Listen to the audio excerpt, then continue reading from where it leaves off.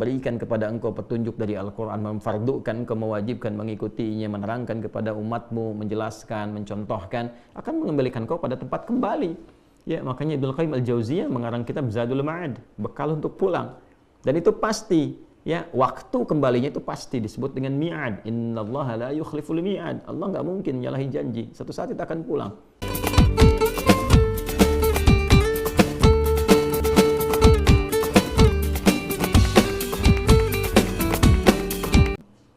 Assalamualaikum Ustaz. Waalaikumsalam warahmatullahi wabarakatuh. Izin bertanya Ustaz, bagaimana caranya mengondisikan diri dikala futur melanda? Dan bagaimana caranya agar bisa terus belajar untuk meluruskan niat karena Allah Ustaz? Syukran katsiran, barakallahu fikum. Baik, syukran katsiran, terima kasih juga bagi Anda, barakallahu fikum, dan semoga Allah memberikan limpahan keberkahan bagi Anda dan kita semua yang terhubung untuk belajar dari sini, karena dengan pertanyaan Anda boleh jadi juga dialami oleh beberapa kita atau saya juga, dan dengan itu insya Allah kita belajar kembali untuk mendapatkan manfaat dari pertanyaan yang dihadirkan oleh saudara kita ini. Baiklah, futur. Apa itu futur? Saya pernah bahas tentang futur ini detail, dari mulai kalimatnya, katanya, dan sebagainya. Secara singkat adalah kondisi yang menurun, ya, dari nilai kebaikan. Singkatnya begitu. Jadi ada suatu semangat kebaikan, semangat yang positif, kemudian turunlah semangat itu.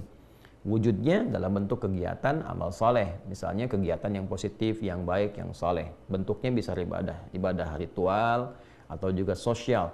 Ibadah ritual misalnya apa? Sholat, kan? Sholatnya sedang bagus-bagusnya nih, bukan hanya fardunya, tapi juga sunnahnya dikerjakan. Tiba-tiba ada satu kondisi yang menjadikan kegiatan ini, yang positif ini menurun, ya. Apapun sebabnya ini, ya, tiba-tiba bisa turun, kemudian ya sunnahnya sudah mulai menurun, tiba-tiba jadi fardunya awalnya bisa berjamaah, ke masjid jadi turun jamaah karena sebab-sebab yang bukan syar'i gitu kan. Nah, kemudian setelah itu apalagi jadi sendirian, jadi terlambat dan seterusnya. Waliyadzubillah kalau sampai meninggalkan sholat, itu kan, itu kondisinya. Atau ada ibadah-ibadah sosial juga, bentuknya banyak nih, ada yang muamalah, ada muamalah maliyah, bisa sedekah misalnya, bisa saling ta'awun 'alal birri wat taqwa. Kalau sedekah kan kaitan dengan materi gitu kan, bisa infakkah itu, bisa lain-lainkah dalam bentuk pakaian, makanan dan sebagainya. Ta'awun 'alal birri wat taqwa, saling tolong menolong, ya kan, saling membantu, saling mendoakan, interaksinya menurun, gitu kan. Dan turunan-turunan yang lainnya yang bisa kita contohkan dalam berkehidupan, termasuk akhlak yang tadinya tuturnya baik, tiba-tiba kosakata kebaikannya jadi menurun, ya. Yang tadinya senang lihat kajian jadi menurun. Nah, ini pertama sebelum bicara dulu kita bagaimana meluruskan itu semua, kita harus turunkan dulu ini penyebabnya apa, futur itu penyebabnya apa, ya kan? Futur itu rata-rata tuh dua penyebabnya, secara umum dua. Yang pertama, ada kesibukan dunia yang berlebihan. Kan dunia lawannya akhirat. Ya, walal akhiratu khairul laka minal ula, dan sungguh kehidupan akhirat itu lebih baik daripada yang ula, yang pertama dunia. Jadi lawan akhirat itu dunia, lawannya selalu begitu, ya. Jadi kalau Anda berlebih akhiratnya, maka dunianya akan ikut nanti, ya. Tapi menariknya begini, bukan meninggalkan dunia, ikut akhirat itu bukan meninggalkan dunia, menjadikan value kegiatan dunia itu untuk kebutuhan akhirat, itu maksudnya. Jadi minum tetap minum, makan tetap makan, kerja tetap kerja, nggak berubah kok jam kerjanya, ya kan? Makannya nggak berubah, minum nggak berubah, silahkan selera apa mau ditampilkan, asal itu halal dan thayyib silahkan. Ya minumnya sama, tapi bagaimana value-nya punya nilai akhirat. Khudh biyaminika ma yalik, ambil dengan tangan kananmu yang paling dekat denganmu. Samillah, sebut bismillahirrahmanirrahim. Jadi begitu akan minum, bismillahirrahmanirrahim, minumannya sama, menghilangkan haus juga. Sesuai dengan selera kita bisa pilih, tapi kalimat bismillahirrahmanirrahim menjadikan itu bagian dari ibadah, kan? Bagian dari ibadah. Kerja juga demikian. Kita berangkat beraktivitas dan niatkan karena ibadah, jadi ibadah di situ, teman-teman sekalian. Ya, tapi kalau kemudian ya fokus dunianya nih dibalik nih, dunia diikutin, akhirat misalnya, ya mohon maaf nih, ya ditipiskan, dikurangi, direduksi, bahkan ya dalam beberapa kasus kadang-kadang lupa. Dipilih dunia, ditinggalkan akhirat gitu. Ini yang paling repot di sini. Akhirnya apa? Ketika porsi dunia yang terlampau tinggi, ya pekerjaan, mencari pekerjaan yang bisa menunda waktu sholat, ya pasti futur. Ya padahal Anda tahu Allah pemilik rezeki kan? Allah kan pemilik rezeki. Yang ngasih rezeki siapa? Allah. Kenapa nggak ngikut aturan Allah? Begitu diikuti, Allah berikan rezeki yang membahagiakan, yang menenangkan. Anda tinggalkan itu capek Anda, lelah. Ya, makanya kerja tanpa ibadah itu pasti lelah. Berangkat lagi, kerja lagi, kerja lagi, kerja lagi, kerja lagi. Itu kan ujungnya capek, lelah. Tapi kalau diniatkan ibadah, ibadah itu kan menenteramkan jiwa. Ibadah itu konsumsinya, konsumsi apa? Konsumsi hati kan? Makanya iman itu kan di hati. Nah, hati itu kan sumber perasaan yang menggerakkan semua bagian tubuh kita. Dia memerintahkan ke akal untuk berpikir. Dia menjadikan rumusan akal diterjemahkan ke bagian tubuh untuk beraktivitas. Makanya kalau hatinya gelisah, akalnya nggak akan tenang, pikirannya pasti kacau. Hati gelisah, pikiran kacau. Dan tindakan itu nggak akan teratur, nggak akan terukur. Karena desainnya begitu, penciptaan kita itu seperti itu. Dari hati, kemudian naik ke pikiran, baru kemudian ke bagian tubuh kita. Jadi kalau hati bermasalah, pikirannya pasti akan salah. Hatinya dengki, pikirannya pasti akan kotor. Ya, tindakannya pasti akan meracau, pasti nggak bagus. Sumbernya di sini. Ya, dalam jiwa kita. Karena itu agama datang untuk membimbing jiwa, menertibkan akal, dan mengarahkan bagian jasmani kita untuk berbuat yang benar. Itu keindahannya, maka gampang cari agama yang benar tuh. Lihat aja, apakah ajarannya menuntun 3 bagian ini secara optimal atau tidak. Ya, lalu semuanya jadi penghambaan kepada Allah. Nah, itu poinnya teman-teman sekalian. Jadi kadang-kadang, mohon izin ya, sebagian dari saudara-saudari kita dalam berkehidupan yang tinggi tingkat penggunaan akalnya, tapi tidak mampu menggunakan akal itu untuk memahami agamanya. Ini yang jadi tanda-tanda besar nih. Untuk dunia cepat sekali, rumuskan ini, rumuskan itu, tapi pada akhirnya apa? Gelisah, capek. Terus pekerjaan di akhirnya cuma nanam-nanam tanaman yang sederhana, nanam kangkung, cabai untuk menghilangkan stres saja. Terus ada yang menghilangkan, ya bahkan nyawanya, na'udzubillah min dzalik gitu kan. Setelah itu, kenapa? Karena ada yang nggak terpenuhi. Nah, jadi kalau Anda bekerja sampai lelah, capek, sampai tiba-tiba kemudian juga ada kondisi ini mulai tertinggal, itu tertinggal, mungkin dunianya berlebihan. Ya, sedangkan yang repot begini, yang repot itu kan kita sadar betul akan meninggalkan dunia. Nah, ini poinnya. Ya, kan orang cerdas itu kan orang yang bersiap pada tempat yang akan dia tuju. Anda sekarang, misal saya dari Bekasi nih sekarang, insya Allah saya akan berangkat ke Bengkulu. Berarti saya akan menyiapkan berbagai hal kan? Supaya bisa berangkat, ya kan? Menyiapkan untuk akomodasinya, menyiapkan untuk tempatnya, menyiapkan untuk perlengkapan berangkatnya, nanti pakaiannya pakai apa, di jalan bagaimana, kan? Persiapannya untuk kemana? Bukan untuk tinggal, untuk berangkat. Untuk berangkat. Sehingga di tempat yang akan kita tuju nyaman, baik, tenang, dan sebagainya. Nah sama, kita ini kan mau pindah, mau meninggalkan dunia. Makanya nanti diumumkan telah meninggal dunia, meninggalkan dunia ke tempat baru. Ya, maka orang cerdas dia akan menyiapkan bekalnya. Bagaimana dia berkehidupan di dunia, saat bersamaan dia kumpulkan bekal untuk kehidupan selanjutnya, untuk tujuan akhir yang dia mau berangkat ke sana. Nah, kita kan sekarang sedang mencari bekal untuk berangkat ke situ. Itu perjalanan terakhir kita tuh. Ya, ini kan kita pergi-pergi nih, dunia, pergi. Untuk apa? Untuk menyiapkan bekal, cari petanya nih. Ya, ini yang harus saya siapkan, di sini saya siapkan. Untuk apa nih dikumpulkan ini? Supaya kita bisa kembali pulang. Berangkat ke tempat terakhir nih, ya, pelabuhan kita yang paling akhir. Kan seperti itu konsep hidupnya. Ya. Nah, kan tiap tahun diajarkan mudik tuh ya, mudik ke tempat asal. Tempat asal tuh ma'ad namanya. Ya, ma'ad. Ya, innallaha la radduka ila innalladzi farada 'alaikal qur'ana la radduka ila ma'ad. Ya, kan demikian Allah menyampaikan dalam Al-Qur'an. Sungguh yang telah Muhammad sallallahu alaihi wasallam yang telah memberikan kepada engkau petunjuk dari Al-Quran, memfardukan engkau, mewajibkan mengikutinya, menerangkan kepada umatmu, menjelaskan, mencontohkan, akan mengembalikan engkau pada tempat kembali. Ya, makanya Ibnu Qayyim Al-Jauziyah mengarang kitab Zadul Ma'ad, bekal untuk pulang. Dan itu pasti, ya, waktu kembalinya itu pasti disebut dengan mi'ad. Innallaha la yukhliful mi'ad. Allah nggak mungkin menyalahi janji. Satu saat kita akan pulang. Ya kan? Nah, jadi kita diajarkan tuh tiap tahun. Ya, karakternya sifatnya disebut dengan Id, ada ya'udu idan, Id. Kita kan ada Idul Fitr, kembali kepada fitrah kita, makan kita, kembali kepada kenal diri kita, tujuan hidup kemana. Ada mudik kan, tiap tahun itu ke tempat asal. Nah, apakah orang mudik itu pasti mudik kalau dia nggak punya bekal? Belum tentu. Dan spirit mudik itu mencari bekal dulu kan supaya bisa kembali ketemu keluarga. Itu kan miniatur dunianya yang menggambarkan bagaimana konsep kehidupan kita sampai pulang ke akhirat. Nah, jadi yang pertama mesti ada keseimbangan. Bukan meninggalkan dunia. Ingat ya, ibadah itu bukan meninggalkan dunia. Justru tugas kita itu diberi tugas memakmurkan kehidupan di bumi ini, di dunia ini. Dunia itu kan sifatnya. Jadi mesti makmur. Ya, kalau Anda nggak punya harta, bagaimana bisa haji? Bagaimana umrah? Bagaimana ibadah dengan harta, mewujudkan zakat? Ya kan? Kan mesti berlatih kita, makan yang cukup, untuk sholatnya dapat energi, berdiri kuat, kokoh. Untuk makan bagaimana? Mesti bekerja, beraktivitas. Yang halal, yang baik, di situ agama memberikan petunjuk. Tapi bukan berarti pekerjaan ini menghilangkan entitas kita sebagai muslim untuk mengabdi kepada Allah, untuk beribadah, untuk cari bekal. Ya karena itu, pertama tempatkan logika dengan cara yang benar dulu. Ya kan? Pemilik rezeki siapa? Allah. Yang ngatur kehidupan siapa? Allah. Yang memudahkan siapa? Allah. Nah sekarang, Allah yang Anda katakan, yang Anda yakini itu membuat desain kehidupan kepada Anda, memberikan aturan, nih cari kerja yang begini, rezeki yang begini. Oh, tidak akan mengurangi rezekimu karena aku, kata Allah, sudah atur rezekimu dari mulai berkehidupan sampai akhir hidup. Jadi sebetulnya kalau kita cerdas gunakan logika ini, nggak perlu kita terlalu menyusahkan diri sendiri sampai lelah, sampai nurunin ibadah untuk mencari sesuatu. Padahal kita mengerti, kan ada babnya tuh. Ya, di rukun iman itu ada qada dan qadar kan? Kita kan sudah meyakini walladzi qaddara fahada. Allah yang telah menetapkan bagi kita apa yang ditetapkan itu, di antaranya rezeki. Wa fis samaa'i rizqukum wa ma tu'adun. Quran surah 51 ayat 22 kan?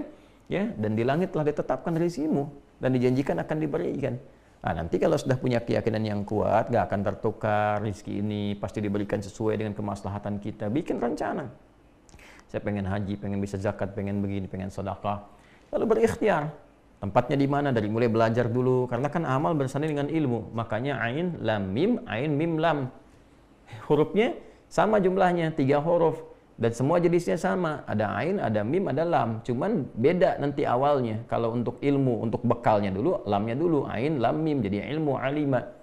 Nanti dengan ilmu itu dipraktekkan jadi amal, amila. Makanya semakin kuat ilmunya, semakin mudah amalnya. Sederhana kok, dari bahasa tuh begitu. Nanti ada kitab namanya Al-Khasa'is karya Ibnu Jinni, itu bagus sekali memahami korelasi antara perubahan-perubahan huruf dalam satu kata.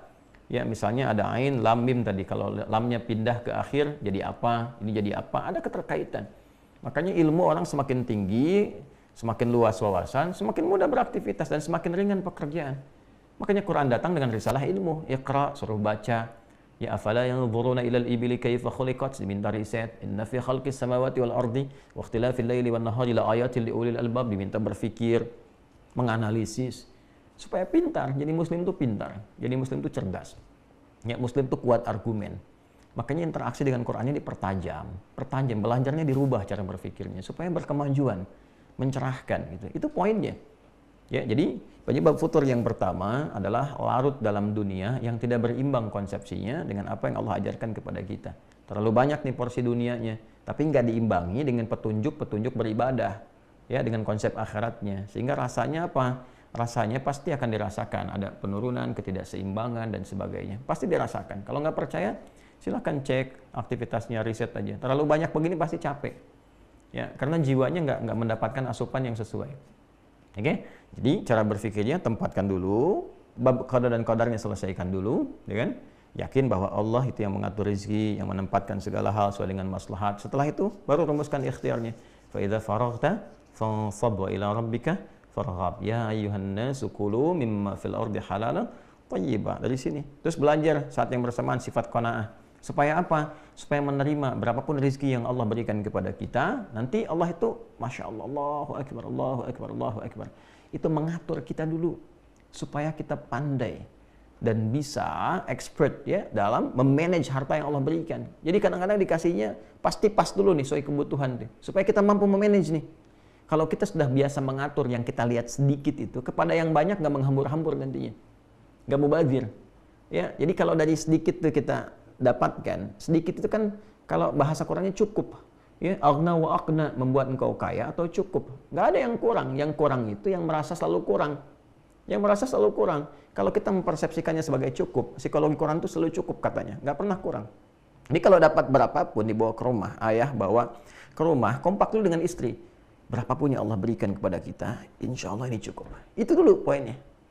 Jadi kalau persepsinya selalu kurang, selalu dipandangkannya angka gitu. Setiap bulan mesti segini, kebutuhan segini. Allahu Akbar.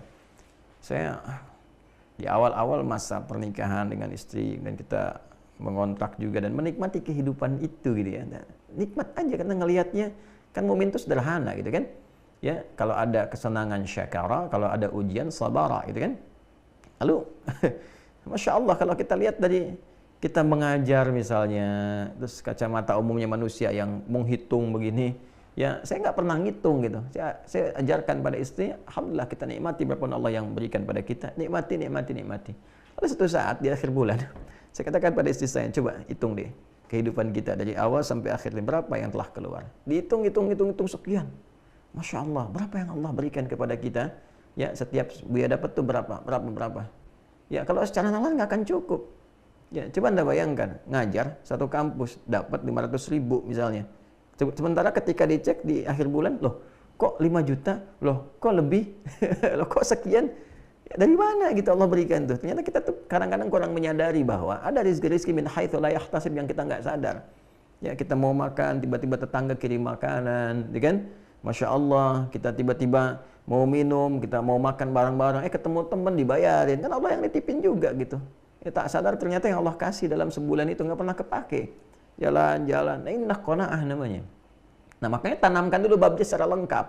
Ya, tanamkan dengan lengkap dulu keseluruhannya. Oh ini seperti ini babnya qada dan qadar, ini babnya qanaahnya, ini bab mendesainnya. Jadi terkadang Allah Subhanahu wa taala memberikan kepada kita yang cukup dulu supaya kita bisa mengatur dengan baik.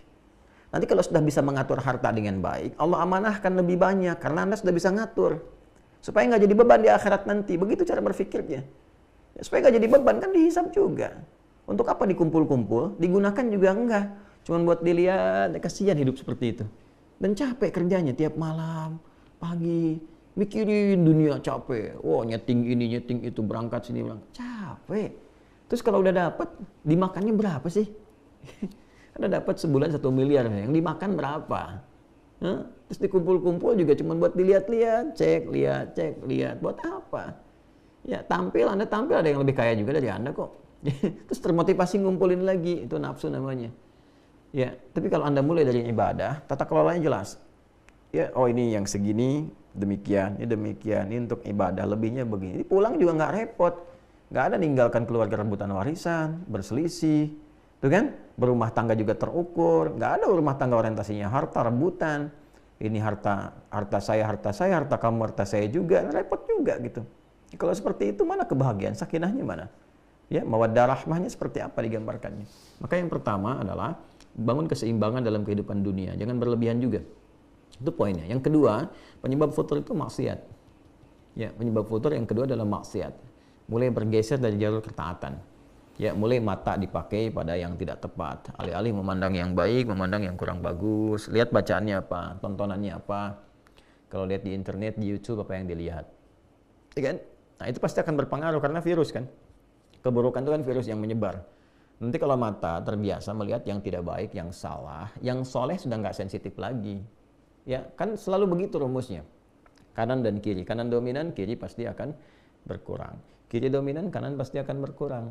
Gitu. Jadi kalau yang solehnya itu dominan, yang salahnya ditekan. Ya kan? Ya, tapi kalau yang salahnya dominan, yang solehnya akan turun. Qad aflaha man zakkaha wa qad khaba man dassaha. Quran surah 91 Asy-Syams ayat 9 sampai 10. Demikian adanya. Jadi kalau mata biasa dipakai yang soleh, yang taat, yang maksiat akan anti. Melihat sesuatu yang maksiat itu sensitif. Udah gitu kan, jauhi, tinggalkan, astagfirullah. Tapi kalau dipakainya pada yang kurang bagus, nanti pada yang baik-baik susah. Ngelihat Quran tuh nggak ada getaran, nggak ada rasa pengen baca, pengen interaksi, dan sebagainya. Ya kan? Jadi kalau bukan dunia berlebihan, maka maksiat. Ya, sama, ke ibadah juga begitu nanti. Kalau salah makan, lewat mulut salah makan nih. Ya, nerima yang haram. Menggunakan yang syubhat misalnya, ya paling minimal kan yang syubhat tuh yang belum diperjelas. Kalau ada syubhat tuh diperjelas dulu sampai jelas, bukan langsung ditinggalkan, diperjelas. Ya, baru kalau belum tahu ini jelas atau tidaknya, belum terang, ya, bayyin halal dengan haramnya. Innal halala bayyinun wa innal haram bayyinun wa bainahuma umurun mushtabihat. Yang halal itu jelas, yang haram itu jelas. Di antara keduanya ada yang syubhat. Nah, kalau ada syubhat ini bukan ditinggalkan dulu rumusnya, jelas dulu, perjelas dulu ini halal atau haram. Kalau belum menemukan itu, tahan diri dulu, itu maksudnya. Ya kan? Nah, sekarang ada orang dapat pekerjaan nih, kan dia tahu halal dan haram tapi terjebak pada yang haram, terima sogokan, mulai korupsi, boleh ngatur-ngatur, apalagi kalau sudah sistemik bahaya tuh. Ya, bahaya karena itu menular. Hati-hati, maksiat itu menular. Ya, makanya kalau dikerjakan dengan berjamaah mengikat dia. Kalau sudah mengikat jadi sistem, itu yang paling bahaya. Kalau sudah jadi sistem, sistemik namanya. Jadi orang baik pun masuk ke situ jadi buruk. Ya, Nah, maka ini yang penting dievaluasi bagi diri kita itu. Tempatkan sesuai dengan tempatnya, diurutkan. Maka tata dari ujung kepala sampai ujung kaki. Kita punya babnya lagi. Bagaimana menata supaya pikiran itu berpikir yang baik. Maka kita punya konsep husnudzan, gitu kan? Supaya tenang. Mata melihat yang baik. Itu ayatnya ada semua nanti. Ayatnya ada semua.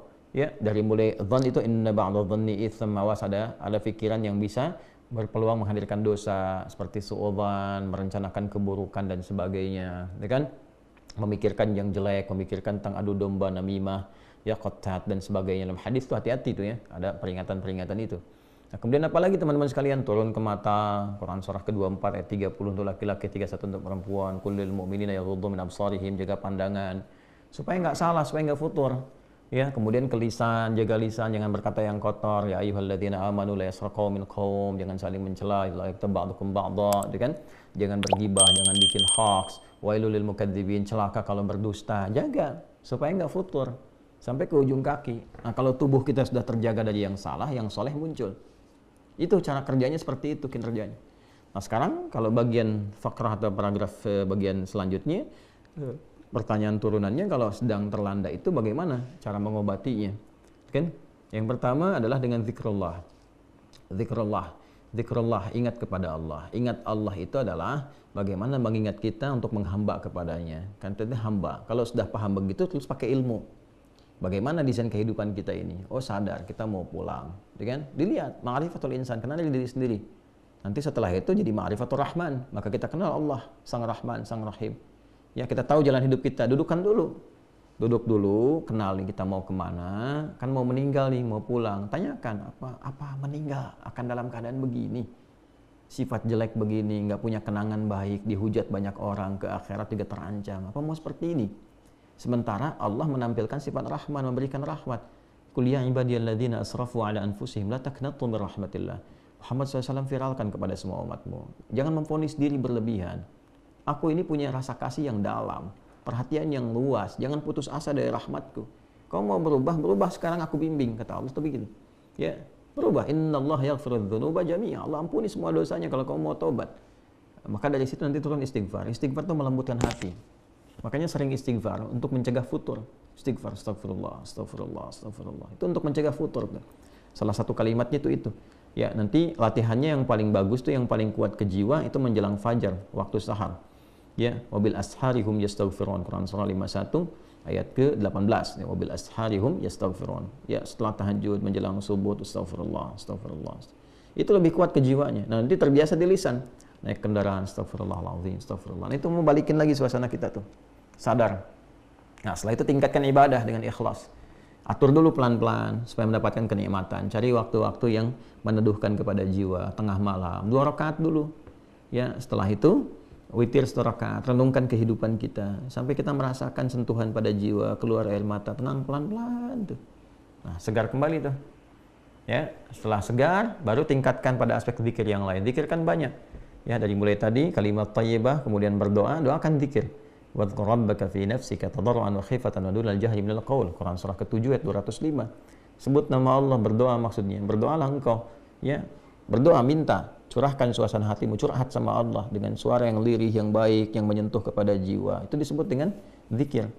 Setelah itu Quran disebut dengan zikir. Inna nahnu nazzalna dzikra wa inna lahu lahafizun. Kami yang telah turunkan Al-Quran dengan keagunganku dan aku yang menjaganya, kata Allah. Disebut dengan zikir, mengingatkan kita, meneduhkan kita. Makanya kalau ada persoalan, kita buka mushaf, tenang kan? Yang paling unik tuh begitu dibuka suratnya sesuai dengan kebutuhan. Selalu begitu tuh.